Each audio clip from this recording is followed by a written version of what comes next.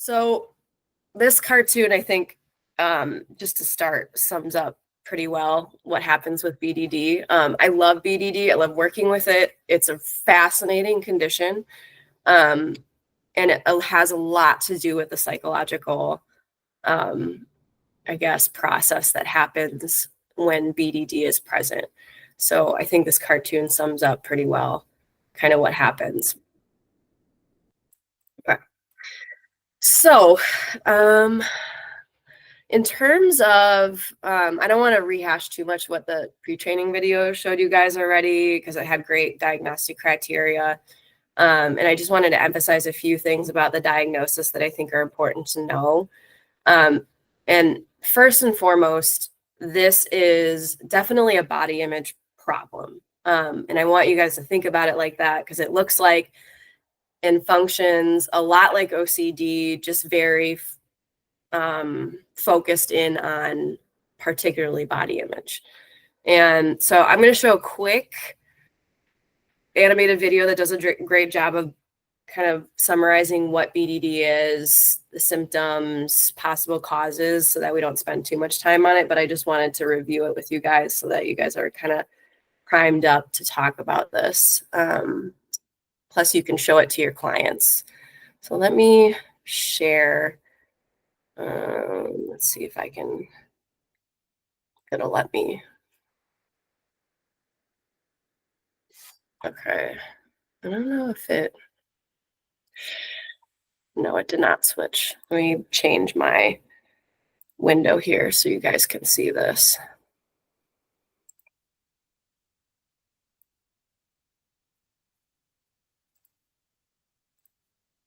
All right. Yeah, I should be able to see it now. Let me know if you can't. All right. So let's play this.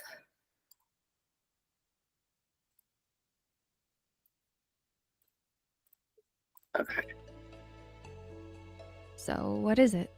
Classified under obsessive compulsive and related disorders in the DSM-5. Body dysmorphia is a condition where your brain cannot stop fixating on a perceived flaw or defect in your appearance.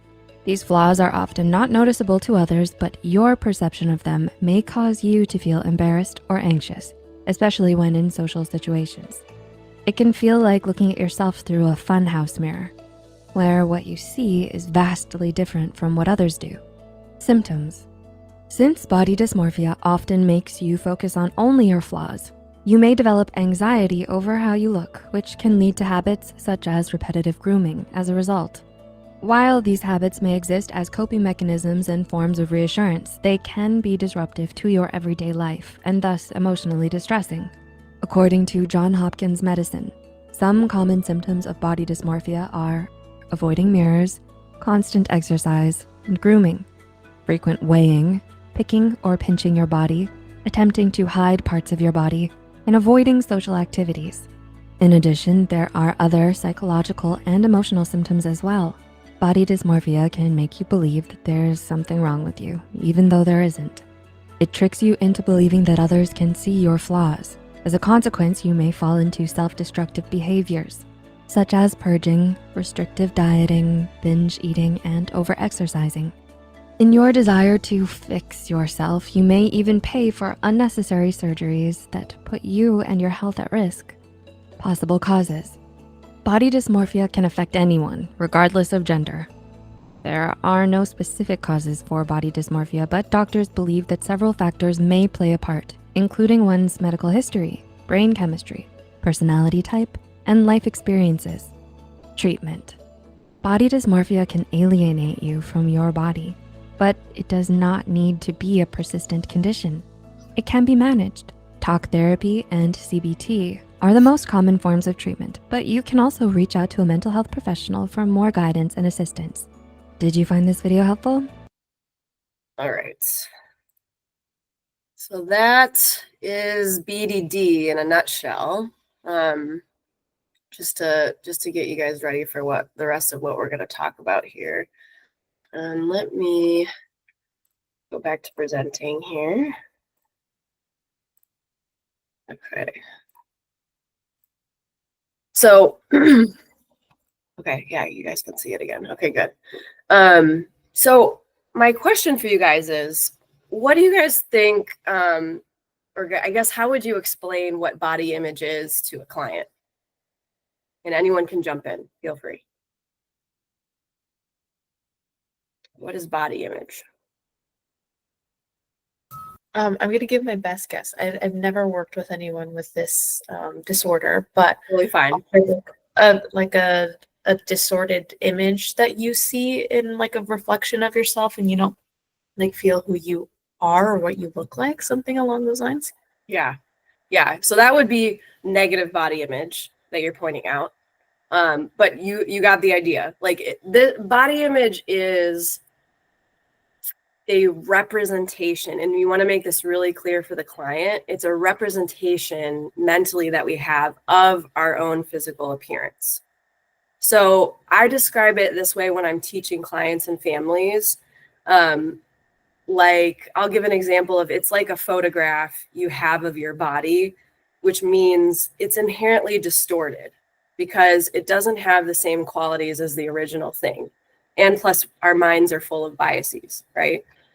Depending on our experiences and our beliefs about things, yada, yada. So depending on the age and the readiness for change or the open-mindedness of the client, I'll even have them experiment with this idea a little bit sometimes in the beginning by taking, and you guys will have to kind of judge it for yourself if you feel like a client's ready for this, but I'll have them, take pics of other objects or people or their pets, and see really how different it is, like what they're actually seeing in real life and how different it is from the picture that they take. Because obviously, like if you take a picture, like you have this tiny little representation of what you just took a picture of, right? So I think it's a good exercise to do with clients just so that you can really hit that point home. Or you could demonstrate the same thing with drawings of things that they see compared to the actual thing. That's another way to do it, because a drawing is definitely a mental representation of what you see if you're drawing something you see. And you can interpret it in different ways, aka art. So I think it's a really great way to show that to clients and do it in a very non-threatening way, just so that they see, and it's a good way to prime them before talking about their own flaws that they have, that they think they have. And so I think that's really, really helpful. And the pre-training video very helpfully points out, and did I star this? No, I didn't. The pre-training video really helpfully pointed out that, and I want to reemphasize here, that even when appearance does not change, your body image can still change, which is wild, right? And there's actually a lot of research out there that they're coming out with now. I think they're doing it in Australia, that shows that people actually, with BDD, actually see things differently, quite differently than someone without BDD. So it's very, very interesting. I don't know what that's going to look like for treatment and everything, but I think it's really helpful for understanding how this condition affects people, and why they believe it so surely. So why this idea of, like, even when appearance does not physically change, body image can still change. Why do you guys think that's important or meaningful to establish and continue teaching clients over and over? Any ideas?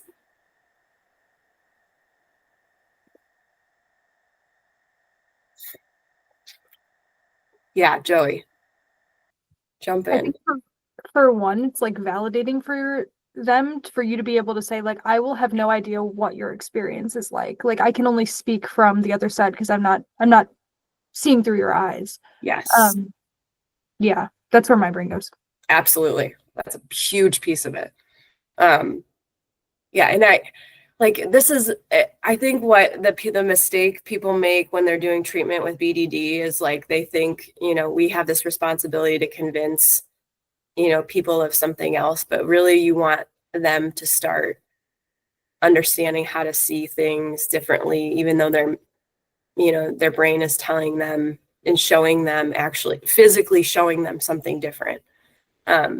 So yeah, it can be really, really, really, really validating to do that, and really establish that idea with clients, or that concept. I also added here on this slide a few more examples than the pre-training video, because I want you all to see that these lists that we come up with about perceived flaws are not exhaustive. And that's because the brain can literally distort anything having to do with the body or physical appearance when the disorder is present. So just for fun, I guess real quick, anyone can think of anything that's not on this list that might bother someone about their looks? Just curious. Anyone seen anything? Belly button? Is that on there? Belly button. Okay. Or outie? Yeah. Love it. Love it. Fingers. Yep. Hips. Absolutely. My current client has a thing with hips too. Good. Yeah. So you guys can see, like, this is not, it's never going to be exhaustive, because there's just any unlimited thing, like you can, and there's a bajillion ways to distort your body image. So just wanted to make that point. And then really quickly, I'm going to show you guys, let me stop presenting here, a video that kind of shows us what the disorder actually presents like, for those of you who don't have or haven't had a client that has this. I think it's really, really helpful to see how it presents in real life. When I look in the mirror, I look at everything about my body, and I think more so my legs. Right now, even just looking in the mirror, this is very wide. It's wide, but it's okay. I have to think it's fine. Like, everyone's legs are wider when they sit down and big and whatnot. But yeah, I focus on that. On a bad day, it's or a bad week, it'll be every day. I just like, oh God, wow, I look awful.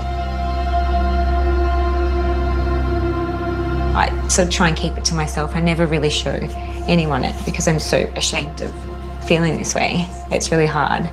Like, even just sitting next to you now, it's like, you're beautiful and tiny, and then I feel like a little elephant next to you.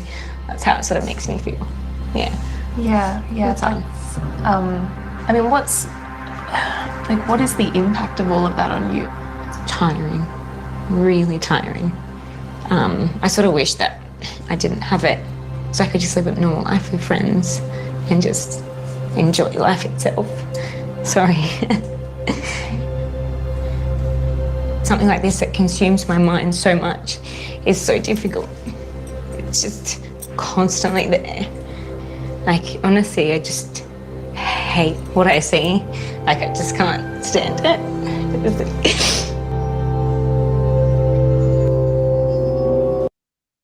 Okay.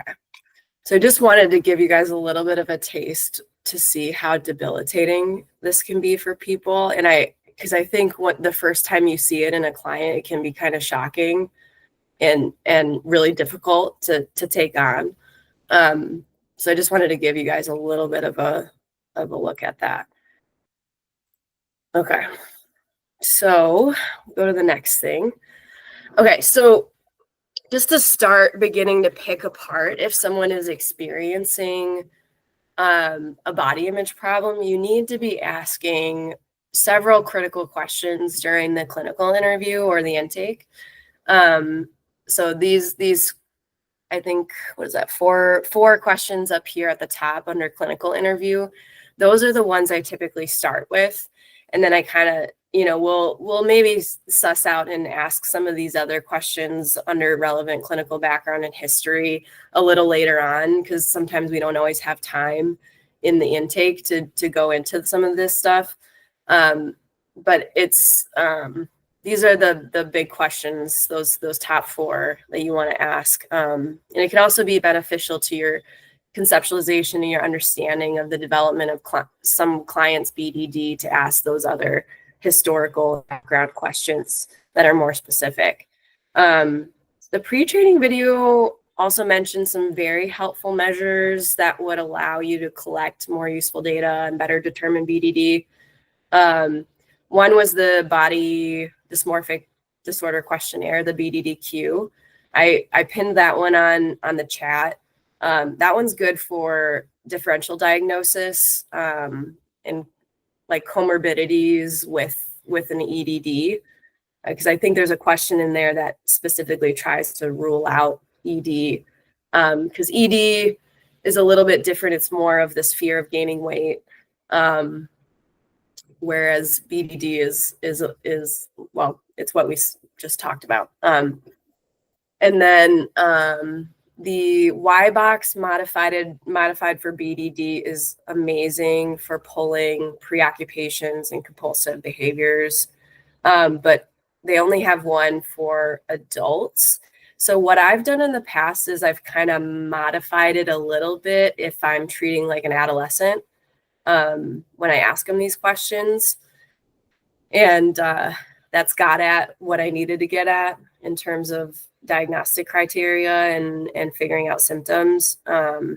So, and then the other one they mentioned in the video, I also pinned the Y box for BDD on the chat.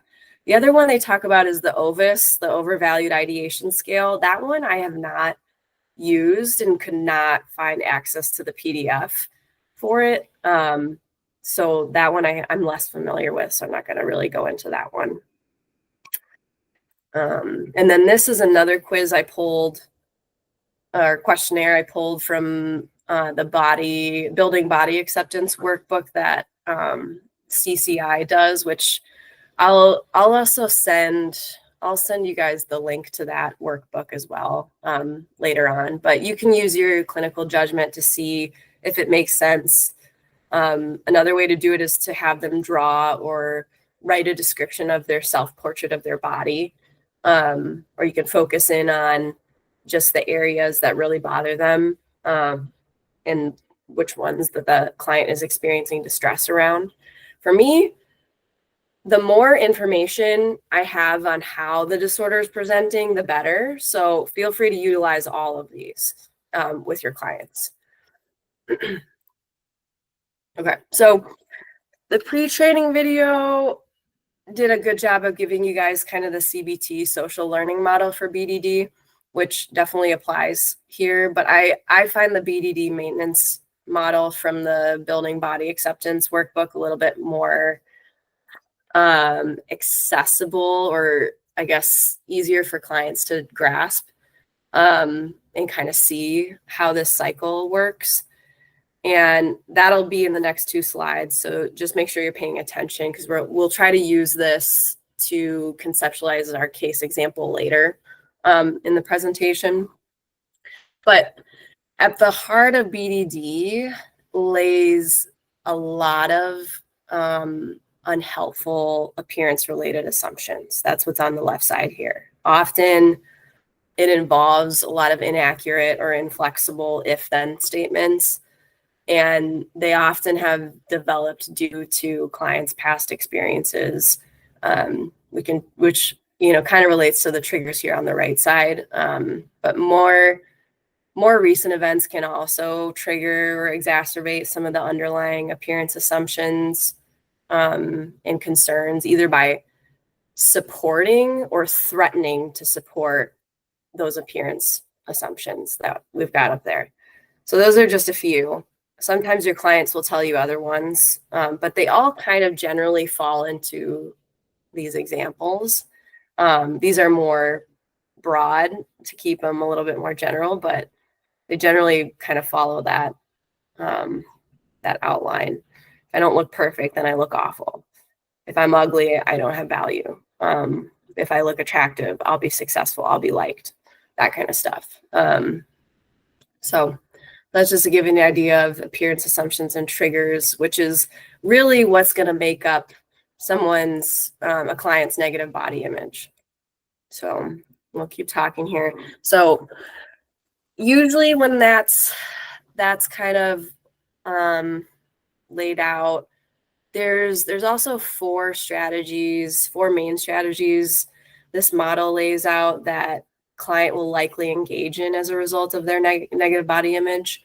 So in the red box here, we have appearance preoccupation becoming the focus of their attention. And it makes it so difficult for clients to pay attention to anything else, literally anything else. Similar to like how OCD presents when it comes to their obsessions. So, it'll be things like, they'll ask themselves unanswerable questions like, why do I look like this? They'll give self-criticisms. I'm so ugly. Sometimes there's fantasies. If I was taller than blank, negative comparisons. They're so much prettier than me. Overgeneralizations. And this really gets at some of the cognitive errors they're probably making. This pimple is going to ruin my entire face, how my face looks. They have lots and lots of worries. Like, what if people laugh at me? Might have some replaying of past negative events, or like regrets. Like, if I hadn't had that cosmetic surgery, then blank. So that's that first strategy they'll use.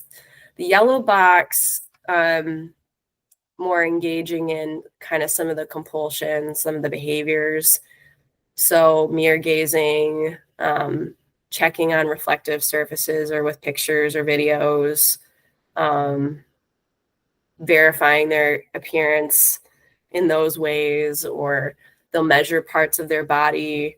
They'll compare their appearance to others, obviously. They'll ask family members and friends, although that they're more reluctant to do because they really are ashamed by that this is even going on. So they try to hide it pretty well. But there is times where they'll try to seek reassurance and do it in a subtle way. In the green box there, we're seeing how clients kind of make these negative predictions about how others are going to respond because in their eyes, they believe other people can notice those perceived flaws. So they'll overestimate the likelihood that someone will notice. They'll underestimate their ability to cope with it. They'll sometimes discount any information that suggests that it's not as bad as they thought. So minimizing kind of in that way, which makes inhibitory learning really difficult. Or I've also seen them like overlooking, some of the times that like social events have shown them that, no one's really paying attention or even close to making negative comments about their looks.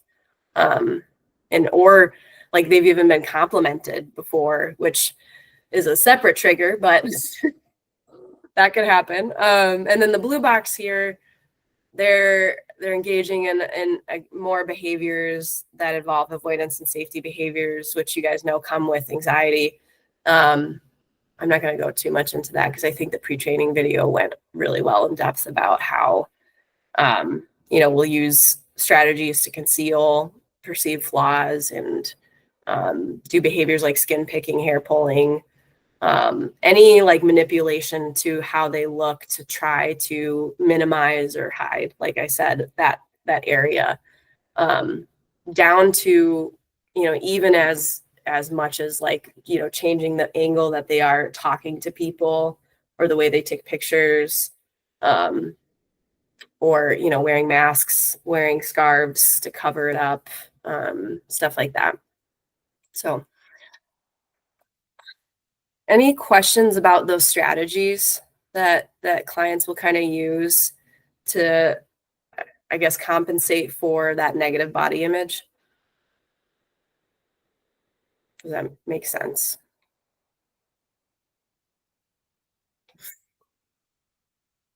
Okay, I'll take the silence to mean that it makes sense. All right.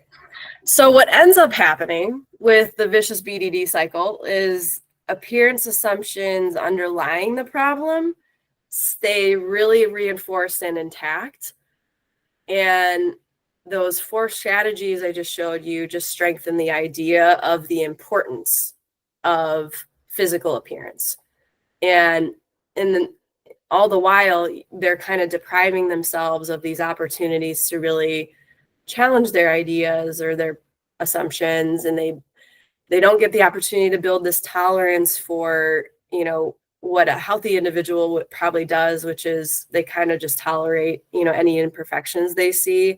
Like, you know, you might adjust your hair or your clothes in the morning before you go out in public, and then you don't think about it again. That's not what happens with BDD. They're thinking about it constantly, and not building up that tolerance to kind of just be okay with the imperfections, and knowing that, you know, everybody has that, which that skill everybody needs, absolutely, because you see how it kind of spirals out of control. You don't get I guess the clients don't really get to see what really happens when they put their real or their imperfect self out there in the world instead of hiding away or covering it up. And often people with BDD they don't finally test out their assumptions until you're doing exposures with them. And the outcome, even when I do exposures with these clients, sometimes even the outcome is not enough to show them that, you know, things are quite different than they thought. It takes a lot of debriefing and talking through what was observable about exposures, instead of making assumptions, and seeing that it's far less disastrous than what they predicted. So it's always important to go back to their original prediction when you're doing exposures. Okay. So here's kind of a bigger look at putting it all together, just with an example here.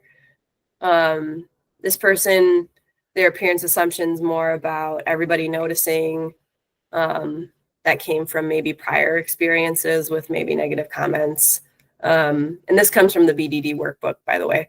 And I usually show clients this so they get an idea of someone else's BDD cycle before we get into theirs. And then this person's triggers was they had maybe an outbreak of small pimples, and they were going to go to class, and they were worried other people were going to look and see those pimples. And then these are the various strategies this person used once this negative body image was formed to try to mitigate and allay some of the anxiety. I have terrible acne was kind of the negative body image at the core there. And then how do I go down on this so you guys can see the rest of this? Well, on the bottom, you guys can't see this, but this arrow leads down to the distress that this all causes, and how it can become pretty hopeless and depressing for someone to continuously go through this cycle. It just leads to a lot of hopelessness. So that's an example.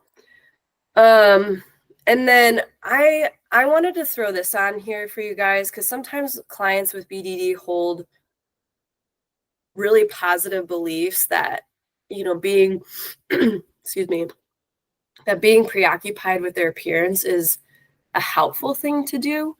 However, when you help them kind of question that, they often realize that focusing their attention on their appearance doesn't really bring them any real benefit. So you want to present to the client as very, very, very curious and exploratory when you do this. That's really important in your tone, in your body language, and really encourage them to feel like they can be honest about how they think their preoccupation with their appearance helps them.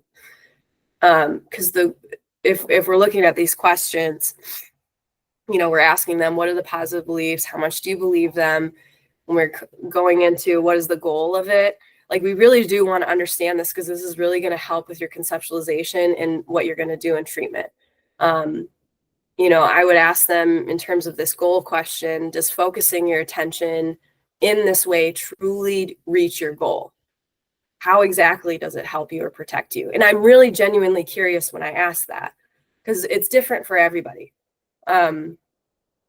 Or how is focusing on and thinking negatively about your appearance truly prepared you or helped you cope or solve, the problem, whatever they think the problem is.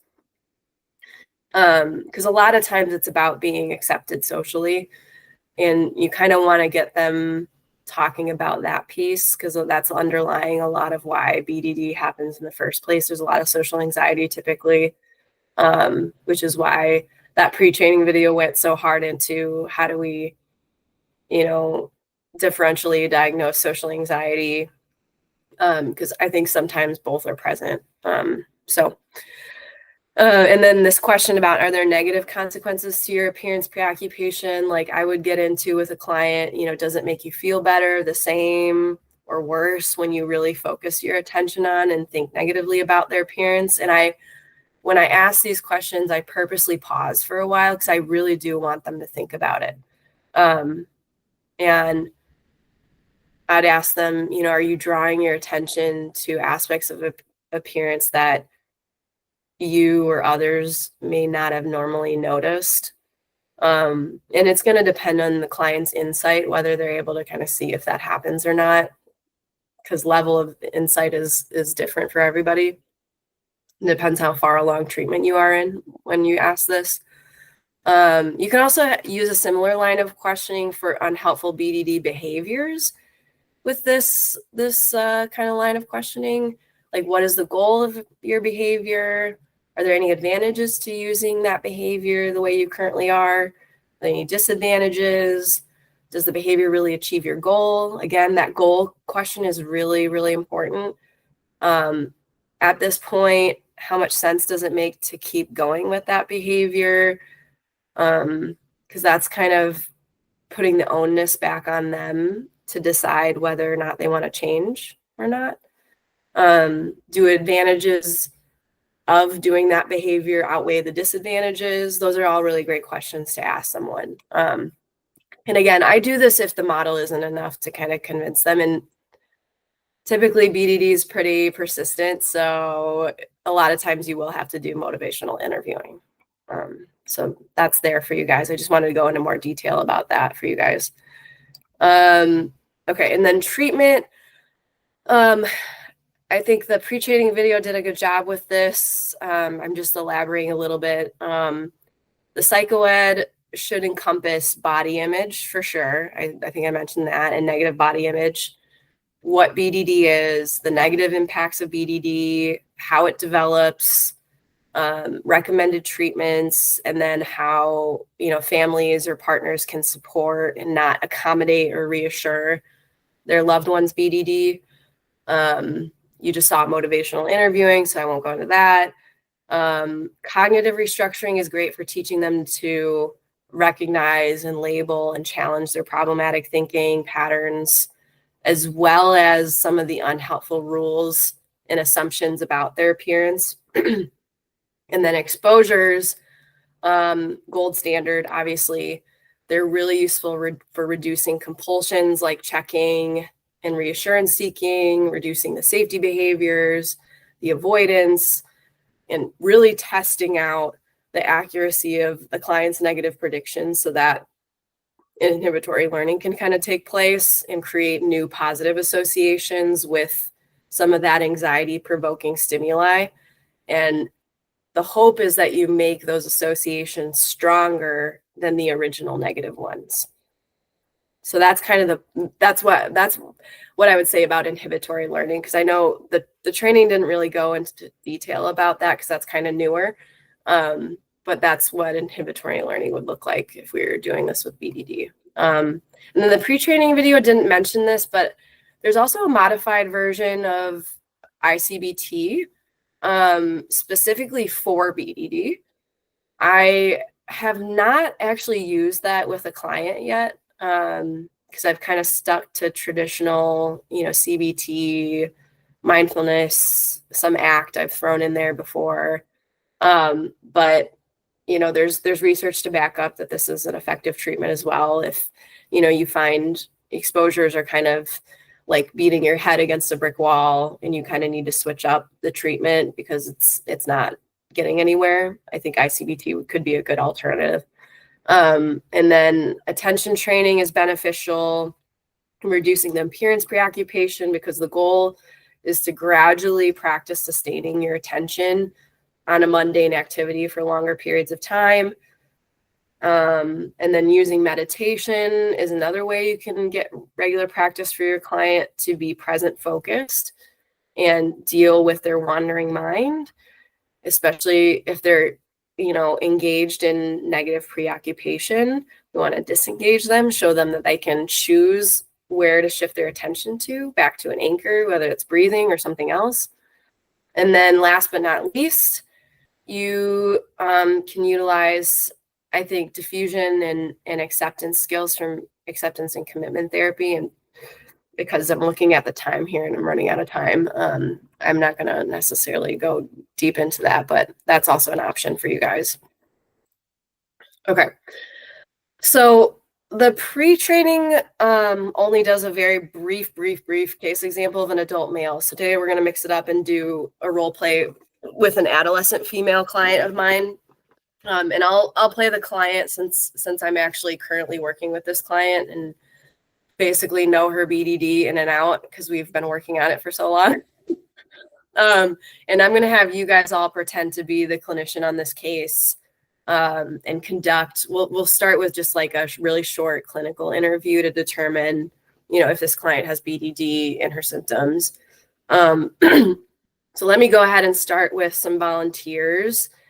And what I want you guys to think about is what questions you would ask this client. And you're welcome to use the questions from the previous first slide that I had about diagnosing BDD to help you out. But yeah, anyone can jump in whenever you got a question in mind. Is this, well, this is more of a question for you, but like, is this presupposing that the client realizes that maybe like lack of socializing or doing extracurricular activities is connected to the confidence issue? Like, Yes. is she aware of that? Okay. Yeah. Because this client actually came to us. She was seeing a couple other therapists before me at Light On, and she was first being treated for social anxiety and OCD. And then kind of later BDD kind of came up once the OCD was kind of more in remission. So yeah, hopefully that helps. Yeah, Miranda. Yeah, I would probably ask like, what are the particular aspects of your appearance that your thoughts are going back to constantly?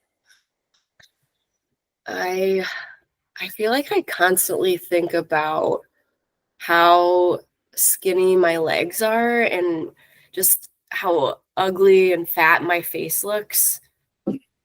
And I think about that a lot, like probably, I don't know, maybe 85, 90% of the time. Great question. Always want to start there.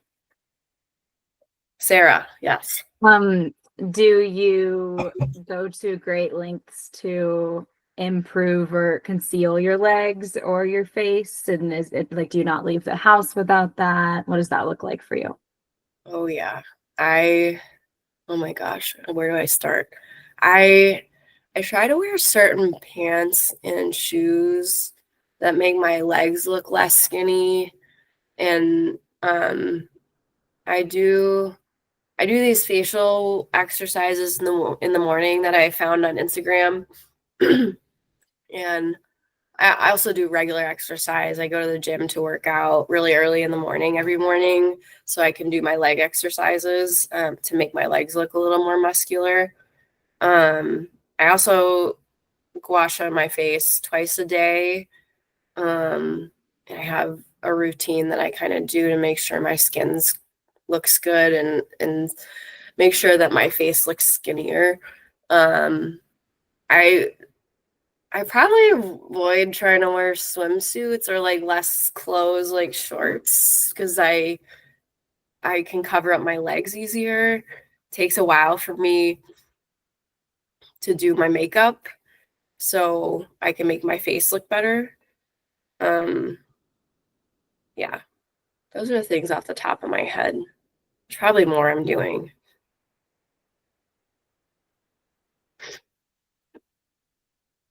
I think I check in the mirror a lot too. Take pictures or videos of myself or my body. Miranda, yeah. How would you describe your relationship with food? I it's kind of depends on the day I'm having. Like if I'm having a day where I didn't get to do my exercises, I maybe won't eat as much. Or like I'll try not to eat things that like make my face puffy, if that makes sense. Because I think there's certain foods that you eat that make your face puffy that I saw online. But it just depends on the day. Great question. Alex, yeah. Do you find your routine and going to the gym more to be helpful in kind of your negative thoughts about your appearance? Yeah, because it makes me feel better once I've worked out and I can see my legs look more muscular. And I only see a change when I stop working out. This is like a side note. How would you respond to that as a clinician? I know it's tough. Yeah. Because yeah, in their minds they really do think, you know, some of the manipulations or the behaviors that they're doing really are helping. Yeah. But what I try to make very clear for clients is that, you know, that only lasts so long. And this would be later. This wouldn't be when you're like in the beginning of treatment diagnosing them. You would do that later on when you're going through treatment. But I would really try to make them understand that in the long term, it really doesn't shift their body image. Yeah. I feel like that's a really difficult thing with all the shame. I feel like that would be like teetering a very fine line. Definitely. Finding tips online. Oh my God. This is I didn't even go into this because this is such a huge problem that you could do a whole separate presentation on this. Jessica, the internet has exacerbated this so much, like social media and all of the, like there's thousands and thousands of beauty tips, like skincare regimens, like it's crazy. And it just is like a cesspool of more ways for them to compare themselves or try to manipulate, you know, what they think is going to work to change their body image when nothing is ever going to change it until they start to change how they think about things. So the social media thing I broach, I try to keep it as like them trying to observe how they feel when they use social media or when they're looking things up online, because a lot of times they can tell me they feel really anxious or they feel like bad about themselves because they haven't been doing, you know, X, Y, and Z to make their appearance better, and they have all these regrets. So I try to point that out, that like they have this bad feeling when they do that, and focus it on that, if that makes sense. It's a great question. Miranda, yeah. I have a question for you as a clinician, not as a Okay. Yeah. sorry. Go for it. No, totally fine. What do you do so in this case example, it was like, yeah, I sort of like they're coming to you with a lot of like insight.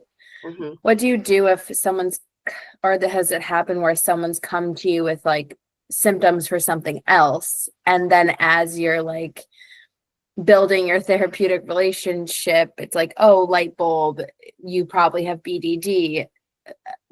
What's the like, how do you handle that? Great question. Yeah, because a lot of times when I've treated this, usually they're coming to me for OCD. that's typically how it starts. And then after we've kind of gone through and figured out a lot of their obsessions and compulsions, sometime later, we'll figure out like there's a compulsion there because there is a preoccupation with appearance that we didn't previously assess. And so I'll point out, oh, it feels like this preoccupation or this obsession is a little more, or this intensive, these intrusive thoughts are a little more body focused. And I wonder if we're missing, a piece of what's happening for you. And then I'll introduce this condition BDD and kind of tell them, like a short breakdown of what it is and see how they feel about that. And typically they'll kind of be like, oh my gosh, yes, that's like exactly what happens. Like they'll have their aha moment. And then that kind of opens the floodgates a little bit, and we can kind of, jump in with once they have that realization. And then, obviously over time, as I teach them more and more, they get more insight into what this looks like. But yeah, that's kind of how, or like, with social anxiety, sometimes you'll see, like, if you ask them about their fears, they'll be more body related. And I'll jump in kind of a similar way. Oh, it sounds like there's a lot of thinking about, body image. And I wonder if this is what's going on. And then I'll show them again. So hopefully that answers your question. Alex, yeah. So I kind of had a similar question, but it was more specific because with the example you gave earlier with the acne. Mhm. So, and just from personal experience, I've had really bad acne in the past, but then it goes away and it's like, okay, I feel better. With people with this, is it even when the acne goes away, are they still kind of struggling with the body image? Yes. Okay. If they have BDD, yes. Okay. Because what happens is too, I should have said this. With BDD, a lot of times, like even if they start with one focus, one perceived flaw, or maybe it's 2 or 3, what happens is the focuses will kind of evolve and change. Okay. A lot of times that's how it goes. So I just kind of I think to myself, okay, it's inevitable that it's going to jump to different areas of focus. Okay. And then we'll address those as they come up in the same way we address the first ones. That's so interesting. Yeah. It's fascinating. Yeah. It's such a stubborn condition. And I jumped to this process that I go through, how I might go through treatment with a client, because we're running out of time here because you guys are asking great questions. But just to give you guys an idea of how a case might progress, this is kind of my rough outline. And obviously, and I really want to emphasize to you all, treating this condition is most definitely not a linear journey, especially when you're treating comorbidities, as well as the BDD. And because the nature of BDD requires a lot of patience and a lot of persistence, similar to how you guys probably feel with clients with OCD.